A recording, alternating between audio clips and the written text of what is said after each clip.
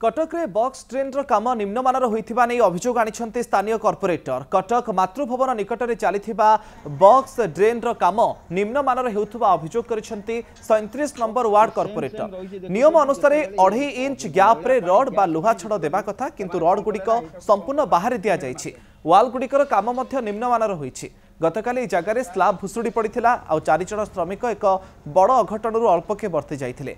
काम चलवा दिन ठिकादार कि अधिकारी एठी कहार भी देखा मिलूनी। जदि ठीक भाव काम करा न जाए ताहले आगामी दिन में काम बंद नहीं चेतावनी देइछन्ते कॉर्पोरेटर। रातिया काम करछन्ती केही पचारନ୍ତି ना तांकर कोनोसी ऑफिसर आछन्ती ना इंजीनियर आछन्ती ना केही आछन्ती। जोटा कि एटा मुख्य केनाल जेतेक कटक साउंड जेतेक असना पानी जीवो तार गैस अछि परिणामटा देखिले आपनको से जो पोलोटा भुसुड़ी पड़ी किभली भाव में निम्नमानर काम करा जाउछि एठी।